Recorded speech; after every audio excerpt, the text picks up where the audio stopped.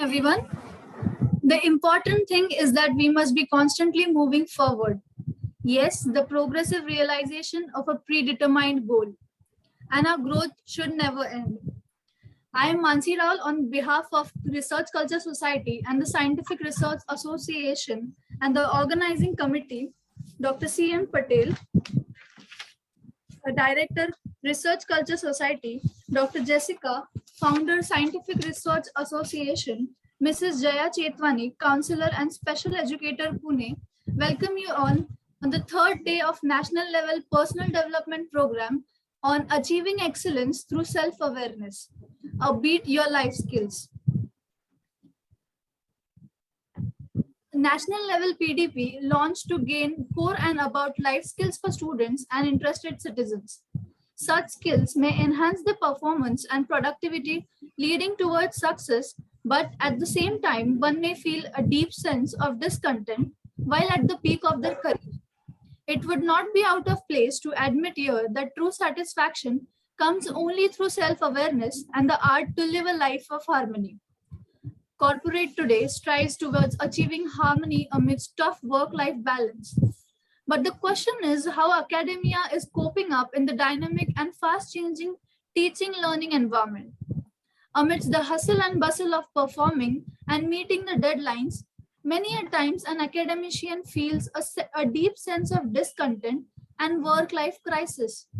Here comes the value of life skills, which encapsulates in itself the concept of self-awareness leading to social, personal, intellectual, and emotional skills, thus preparing learners for meaningful and successful living in today's globalized context. Skills do the work of combining all three components in accurate share into skills and shaping them into competencies. Now we would like to show you a video about Research Culture Society.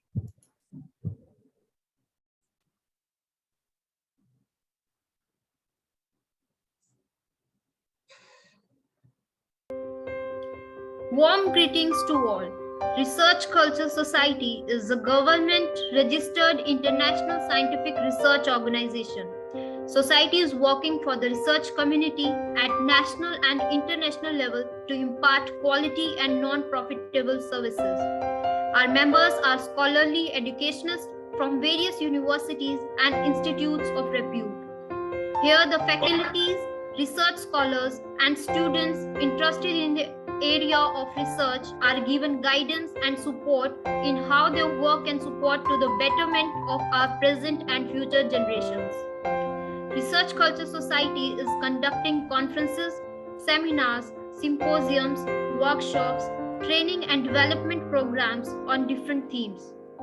Society has organized 100 plus educational programs successfully at national and international level in association with different educational institutions, and also published selected research papers as general special issues and book proceedings.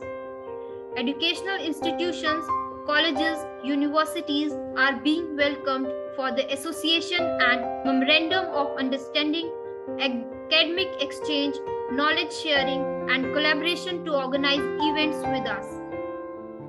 Scholarly professors, academicians, and researchers also being welcomed to join us as the speakers and trainers. Society is promoting and sponsoring educational events as well as publishing research work in collaboration. Society also offers membership. Here are the glimpses of International Conferences 2021. Here some of our past international conferences 2020.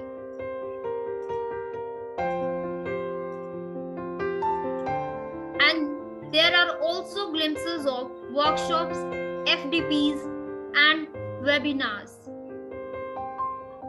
Society announces awards every year as RCS International Awards for academicians, researchers, professors, lecturers, teachers, doctoral students, tutors, practitioners, industry delegates, and citizens as individual category. and institutions, colleges, universities, higher education, corporate, firm, and industry sector as common category. Our MOUs, collaborators, and associate institutions, universities. The journal associated with Research Culture Society are referred, indexed with high impact factor. Society journals are publishing research papers, articles in all major fields and subjects related to sciences, health sciences, engineering, agriculture, pharmacy, commerce, management, social sciences, arts, humanities, education, law, and life skills. Journals provide publications and digital identification with nominal processing charge. Research Culture Society also provides print and online book publications with ISBN. Society invites book publication in all study subjects and categories. Theses converted into books and conference proceedings publication are also available. We invite sponsorship and grants from the corporate, industries, institutions, and government organizations to support our educational programs. The society arranges special lectures on soft skills, communication skills, personality development, behavior improvement, etc., and arranges competitions on research in science and technology, general and technical knowledge in different institutions, colleges, universities, and schools. The society bestows Excellence and Achievement Awards as ASIA's International Awards and SRA Global Awards. For further inquiry, visit our website and also connect by email. Resource person, Dr. Bhumika, consultant clinical psychologist and director, HEAL, a complete psychological care center at Ranchi, Jharkhand. She has more than 8 years of experience in the field of clinical psychology. Worked in Santevita and Medica Hospital as a consultant clinical psychologist. Also having her own counseling center, HEAL 100, a complete psychological care center in Ranchi. She has worked as a research officer for 3 years at Central Institute of Psychiatry, Ranchi, India. She has also worked as an assistant professor in psychology for 2 years at MIT University, Jharkhand. She has also done her doctorate and trained in the field of clinical psychology and child and adolescent psychology from Central Institute of Psychiatry, Ranchi. Her initial education in clinical psychology is from Punjabi University, Patiala. She is also a lifetime member of Indian Association of Clinical Psychologists and Somatic Ink Block Society and Indian Epilepsy Association, Ranchi. She is also associated with NGOs in Eastern India helping underprivileged countrymen. We welcome you, ma'am. I hand over the platform to you. Thank you so much, Mansi. So start with the presentation.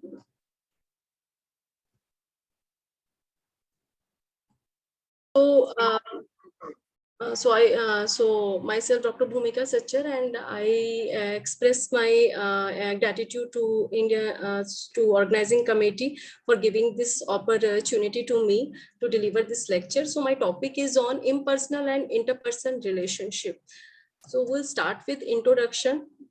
So we all know that we all are social animals. We live in society, and individual and society are very close to each other.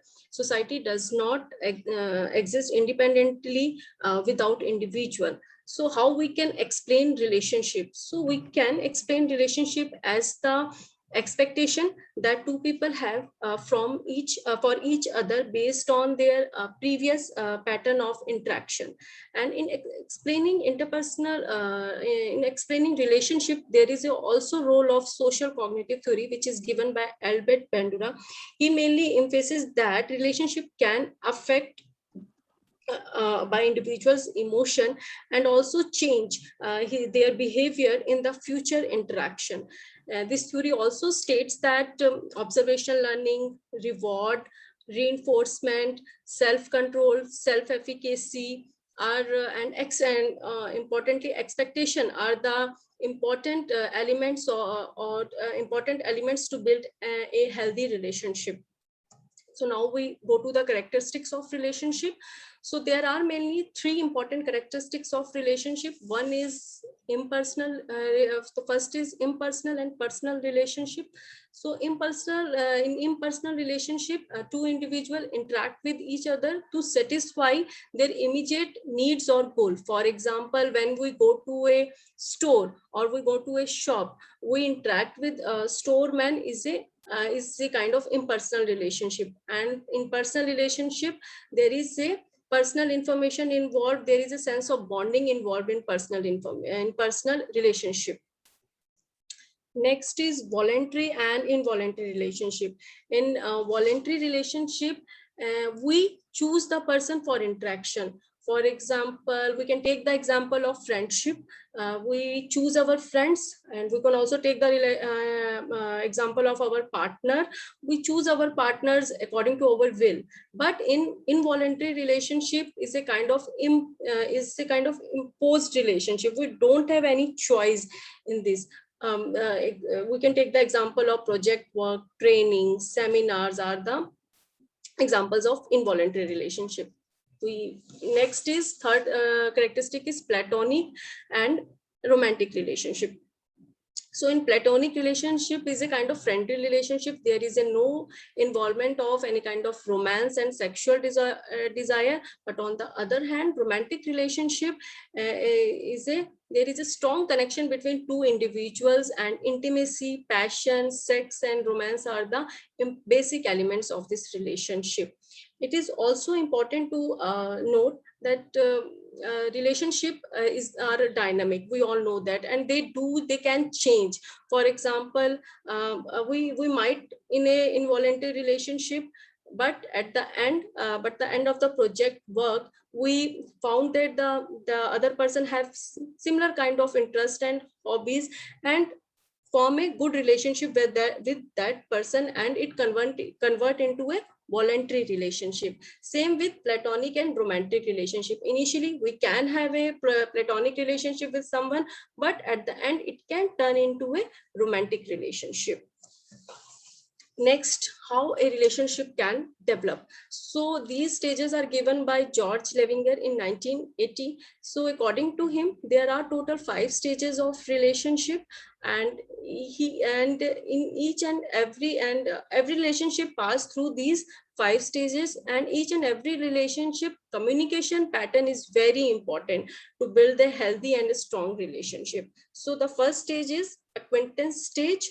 In this stage, we need to know each other. We contact with the other person, whether it be face to face, through online, through dating app, or through social networking site, or through an app.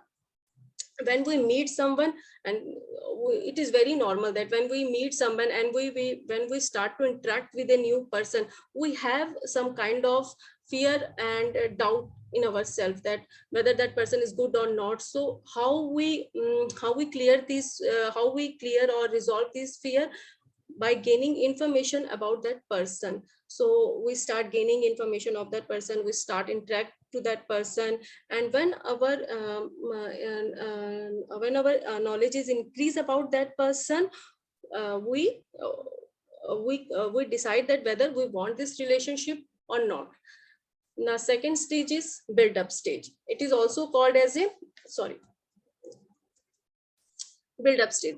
This is also called as a developing stage. So in this stage, communication pattern and interaction with the other person increases.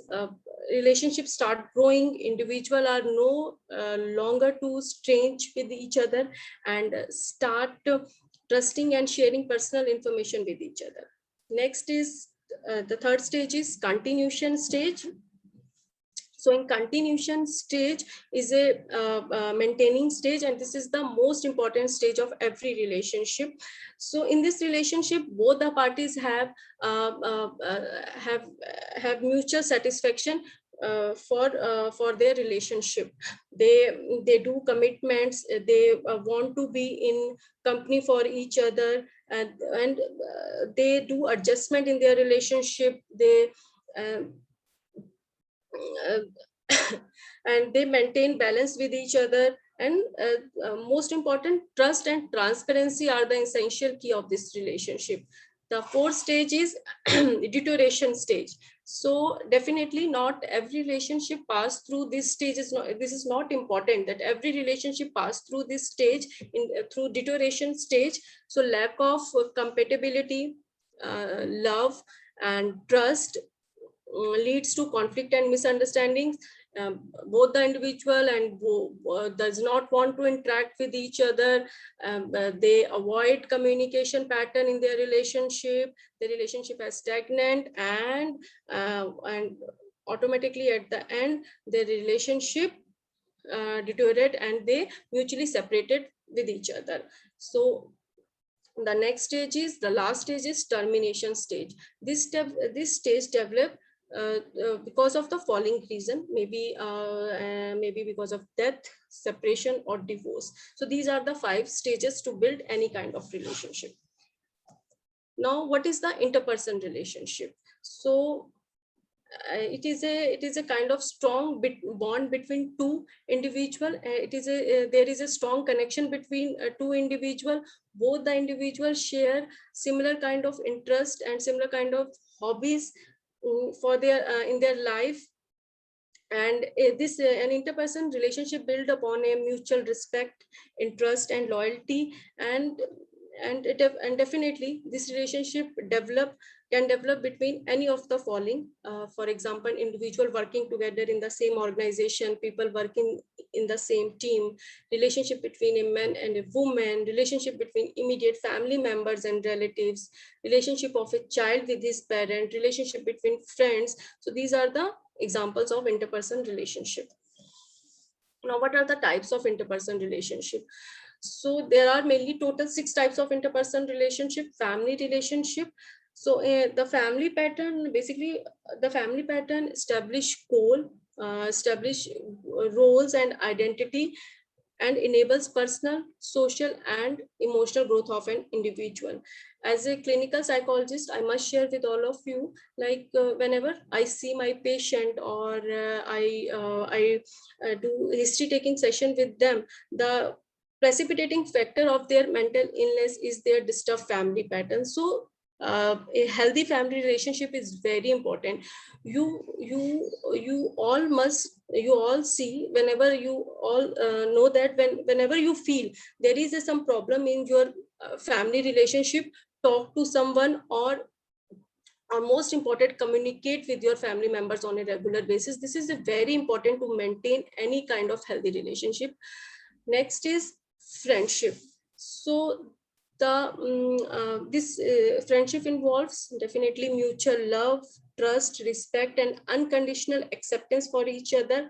In this relationship, we enter on our own will, uh, and there is no formality, and we enjoy each other companies.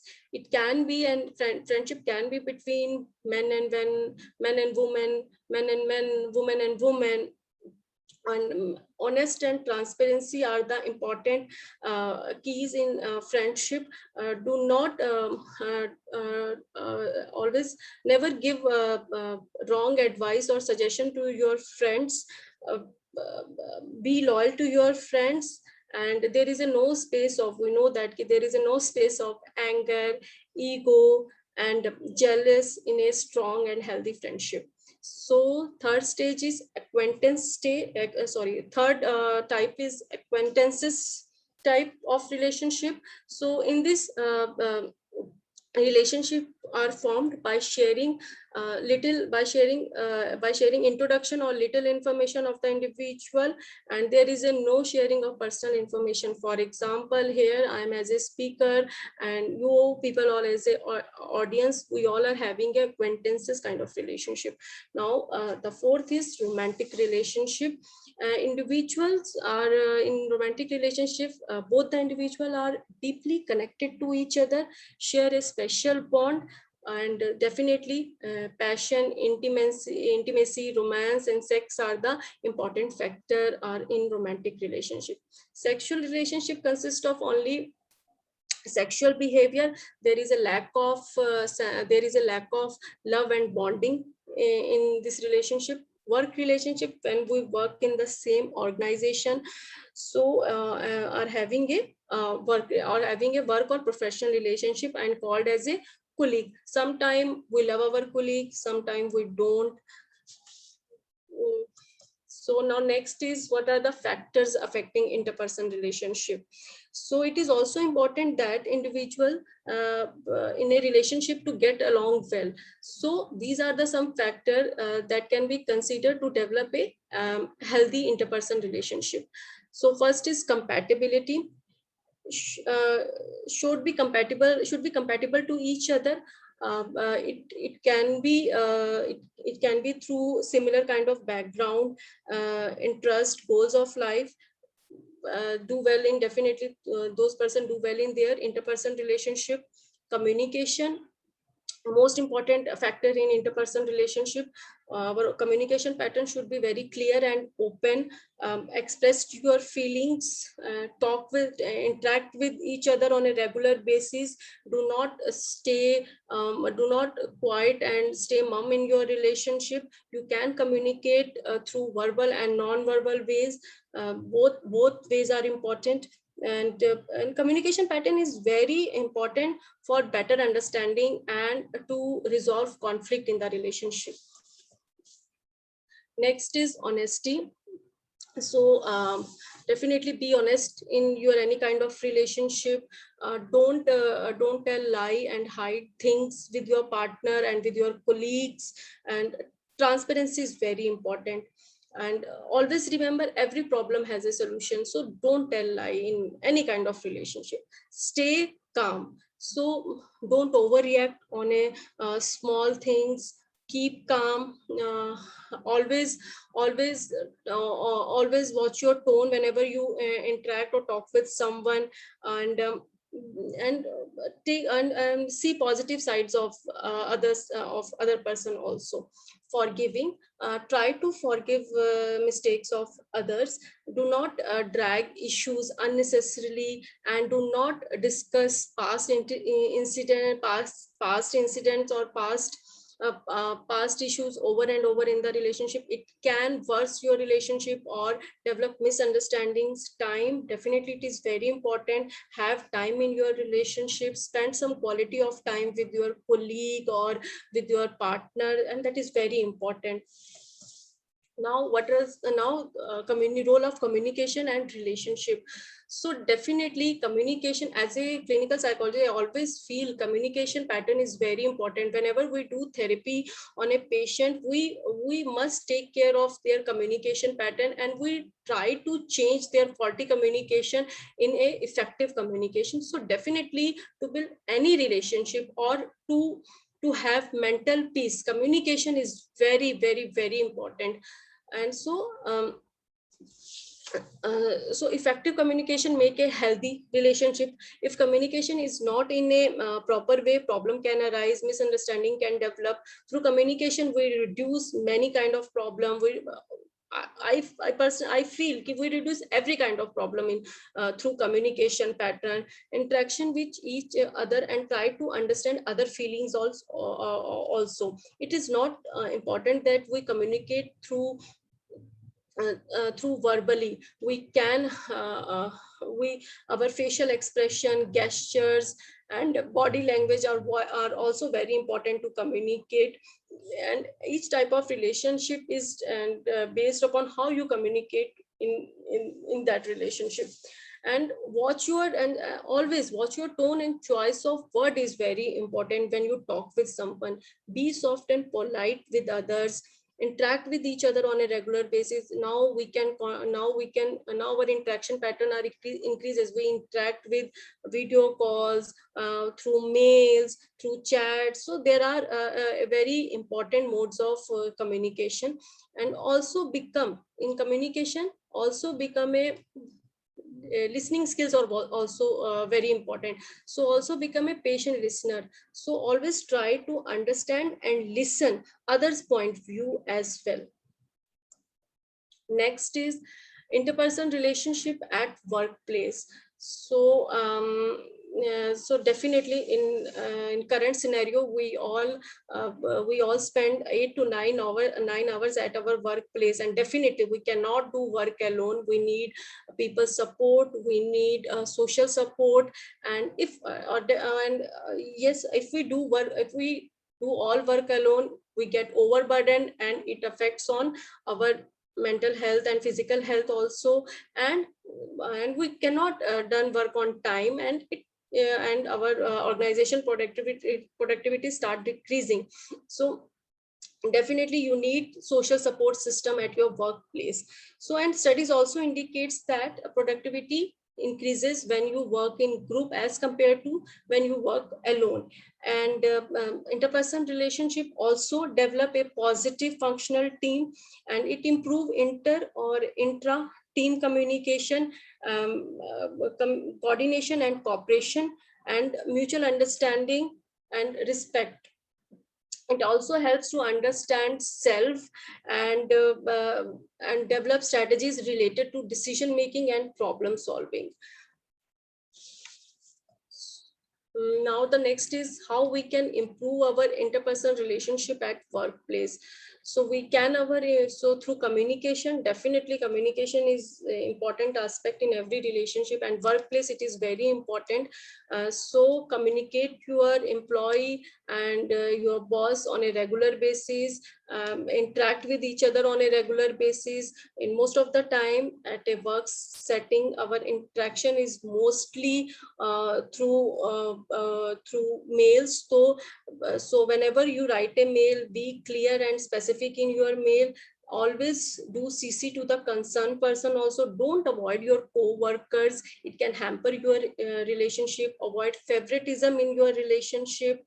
Through meetings we can improve interpersonal relationship at workplace. Arrange get together, celebrate birthdays, arrange picnics. You can invite family members also in get together. And respect, definitely respect your colleague, definitely work must be allocated at the same level. Motivate your colleague also. mm, um, and motivate yourself also, that is also important. And don't get jealous. Never leave your ego, leave your ego behind whenever you enter at a workplace.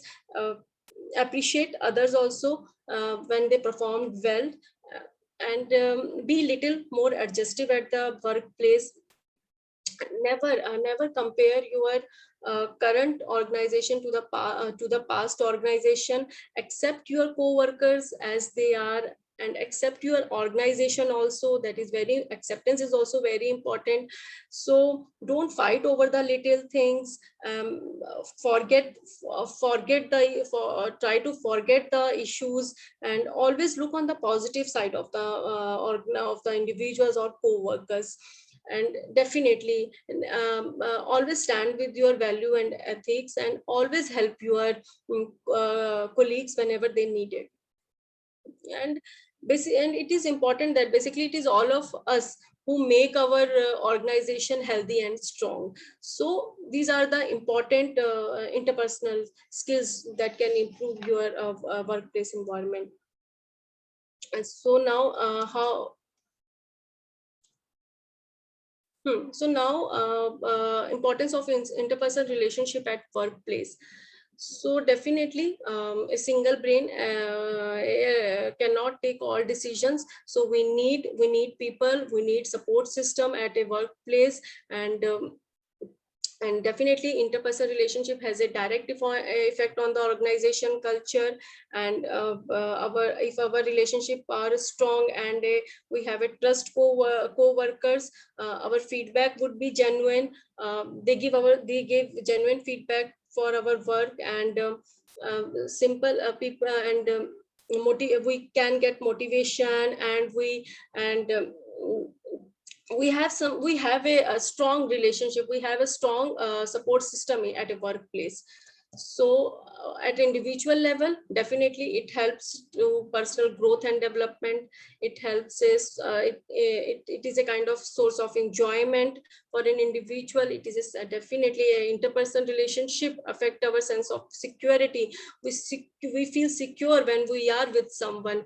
Context of understanding, we know about, we have a better understanding about ourselves. We get to know about our strength and weaknesses, our short, and we try to improve our shortcomings, and it satisfy our interpersonal needs, and definitely establishing a personal identity.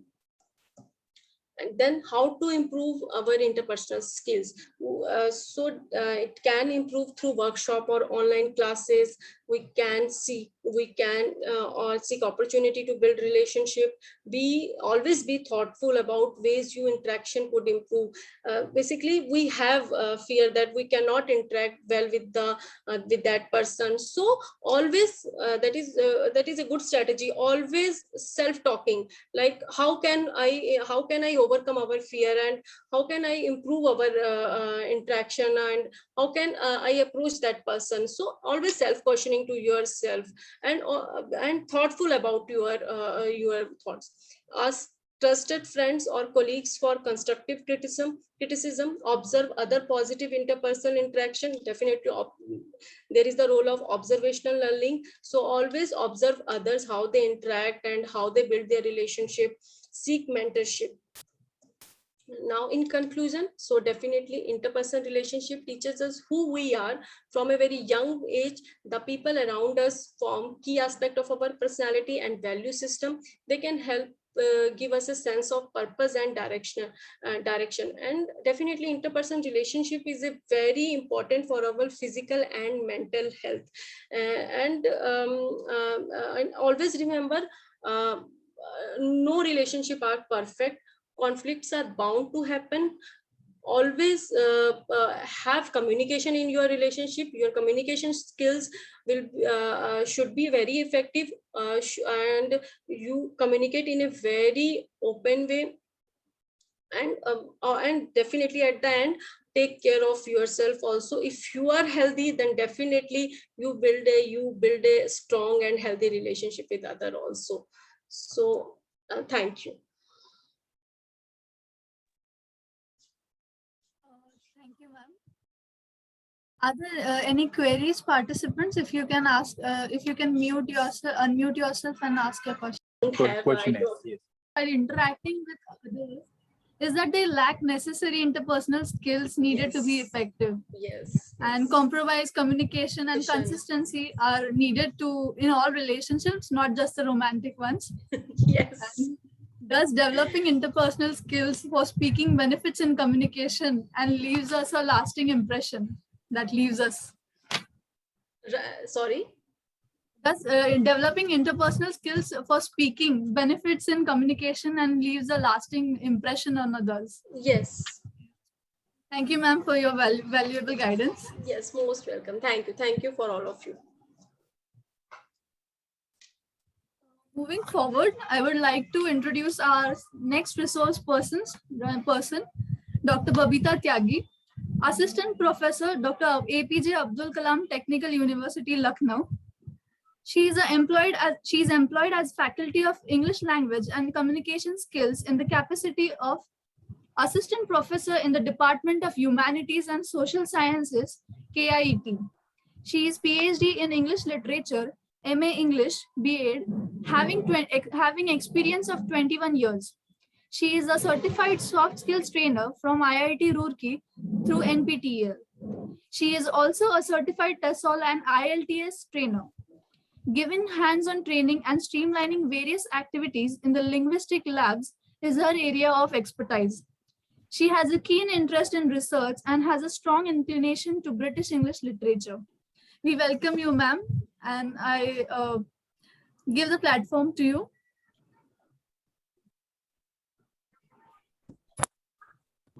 Thank you, Mansi ma'am. Thank you, Bhumika ma'am. I am overwhelmed to the organizers and to my first speaker, Dr. Bhumika, as she has given a very good platform to the topic that I'm going to discuss today.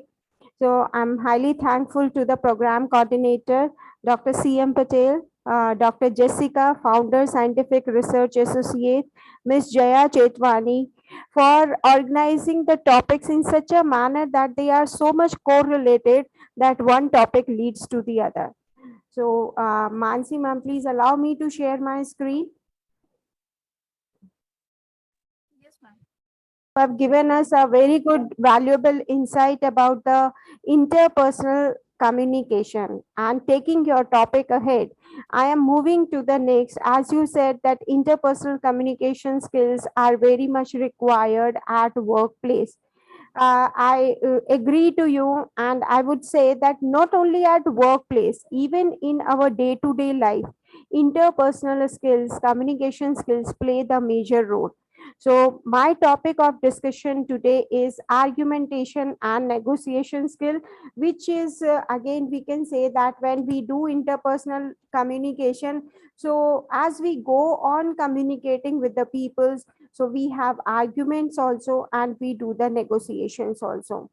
So, from this presentation, we will be understanding what is basically argument and why we need to argue, and what are the basic elements that we require for argument, and how arguments leads to negotiation. Because when we are presenting the arguments, finally we have to settle down the things. So that leads to negotiation, and we will be identifying the factors that gives us the outcome of the negotiation. And finally is because everything is related to the success, so how we can go for the successful negotiation. And basically finally we all want for the win-win situation, so how we can attain that win-win situation. So this will be the takeaway of today's presentation. As ma'am has said, that interpersonal communication, so when we are communicating with each other and there is the complete agreement with what the other person is saying, like among a group or even between two persons, so the things are going fine. But as soon as there is a variation in the opinion, or there is a difference in the opinion, there arises the arguments. So it is very essential to understand that when we are doing arguments and we want the other person to get convinced or follow what we are saying. So our claims, basically when we are saying something, we are presenting our argument. So our argument is basically a claim. So our claim should be backed up by the reason, and it should be supported by the evidence. The evidence can be from anywhere. It can be from your social life, it can be from your personal life, it can be from the observation, it can be from the experimentation, or it can be from the research that you have studied. So basically, when we are arguing, the purpose is to convince or persuade the listener or the reader. Arguments can be in written form as well as in the oral form. It's in argumentation, basically the people who are arguing, they have uh, different viewpoint from the set of propositions that instruct the direction and report and inform. So argumentation, basically it is a skill in the present scenario in 21st century to make us to empower us. Because if we are not going to argue, I am going to accept what you are saying, then obviously there won't be any addition to my knowledge. So as soon as I'm arguing, I'm telling you, so there will certainly be the addition to my knowledge and my intellect. It helps in learning, developing learning and knowledge. And it is the cognitive skill. Cognitive skills means it shows how much your brain work actively, and it is closely related to critical thinking and reasoning. As we on the first day we discussed that in critical thinking we analyze the situation, we do the evaluation, we do the reasoning, and finally we reach to the conclusion. So argumentation is very much closely related to the critical thinking, because if you will think critically, then only you will argue. So in order to carry out, in order to give you the more insight about the arguments, I would like all my participants to actively present their viewpoint on the image that is shown in the PPT. I welcome all my participants to participate actively. As you can see, the image is about the offline and online classes. Offline classes, they are in trend. All of us are have attended offline classes. And online classes, as you see that during COVID there was no other way out, so the way that comes is online classes. And presently, as we can see, where I am sitting in Delhi and the PDP is taking place in some other place, so it is only through online mode that we are getting connected. So I would like all of you to share your experience, that how far you think offline and online classes, which is more effective. I welcome my participants for their enthusiastic participation. Yes, Onkar Jadhav, you have raised your hands. Please unmute yourself and express your opinion about offline and online class, and which you claim to be the best. Yes, ma'am. Definitely, both are right options on their place. Offline is not better, online is not better. Both are better, both are useful. But the thing is how a person use it, what he gets it. Now, suppose online, the person who wants really to learn, he will do it sincerely. But who want like uh, yes, I am the best, I can do, I know more about technology, I know this, that. The overconfidence, they use it anyhow. That's why what happens is it gets harmful to their own self. It might be through specs, any disease, which is harmful, more harmful than a normal disease. Because if once we get the specs, it doesn't like only the specs. Specs made before a normal person as well, but Yes. online class is a thing where use matters, because what basis you use, that is a one priority. And in the offline class, I could say it is comparatively just little more better than the online, as we get the physical experience, as well as we can enjoy with our friends. And there is no much possibility like in the Zoom or any platform we can teach like a in the physical how teachers teach us. So that is the main difference, where like they doesn't get the more useful word, or they cannot write then another trainings and all that. Which is the key of effective teaching. Similarly, Porcody says that offline classes are best as they are lively. Achal Chaudhary says that offline is more effective. Dr. Nilambika says offline class is more effective. Dinesh Kumarji says that learning process effective to offline class. Okay, offline are better. Dr. Shikha says that offline classes, because students get more exposure and teaching process becomes more effective. True, true. As K. Rehmat sir says, in online classes, we are not able to find out what is happening on the other sides and the expressions are missing. Yes, Rehmat sir, I very much agree to you. That in online classes some problems are there, and I can see two more participants has raised their hands. So, Dr. Jaya Matthew, please express yourself, unmute yourself, and express your views about offline and online classes. Yeah, ma'am, I would like to really congratulate Omkar Jadhav. He seems to have spoken or given his point of view by virtue of real experience, isn't? Yes. And it looks like he is a very positive student, and he's understood the advantages and disadvantages at the same time of both formats, and he's able to put it very clearly, because Yes. they have lived it. In the Yes. past 2 years they have lived the online classes, and now they are into offline classes. Classes. Yes. They have actually understood the advantages and disadvantages, and they are speaking from their heart, which is Yeah. very good. And as far as my opinion is concerned, it's totally an individual perspective of which is good for whom. And for children, if you say, it would definitely be in offline classes, because they are they need that kind of an exposure. Yes. For adults who have good control and understanding, Yes. maybe an online class will work, because they will take the initiative to learn, and be attentive, and uh, Yes. take the onus of learning on themselves, Yes. Yes. putting it on the teacher, Yes. which happens most of the time in online classes. True. True, ma'am. True. Very true. Yes, we have two more participants who want to speak. Yes, you can please raise your hand, unmute yourself and speak. And in the meantime, I can tell you that in chat, Dr. Neetu Chawla, she says that online class are better as it is self-paced and of course need of our. It's yeah, that's very true that this session is an example. Similarly, Rachna Kalsan says that offline classes students learn more in an effective manner. True, ma'am. Very true. So anybody else who wants to share his or her opinion? Very true, whatever you have stated.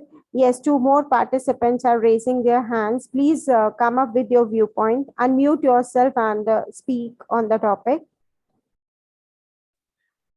Okay, Bosco Good evening, Ekta. ma'am. Yes, please. Good evening. From my point of view, the offline class cannot be substituted at all. True. However, online classes are good for higher education, who are self-motivated, and they will not be distracted by other things, and it will be very helpful to them.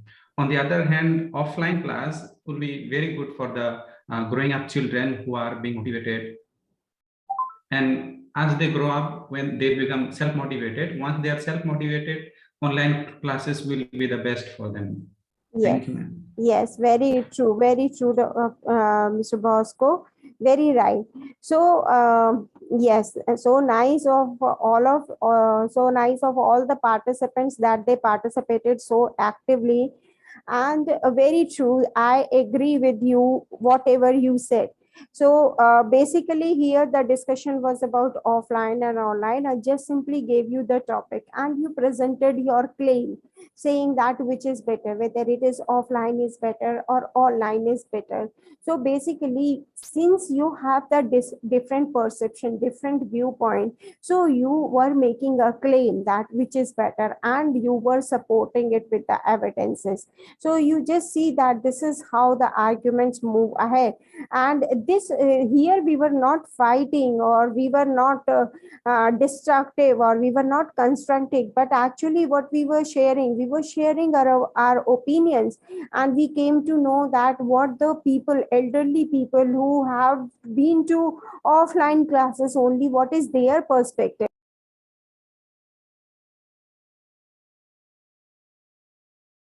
Onkar Jadhav, who has really lived the online classes, has made his own viewpoint through his experience. So we cannot simply deny that what he's saying is wrong.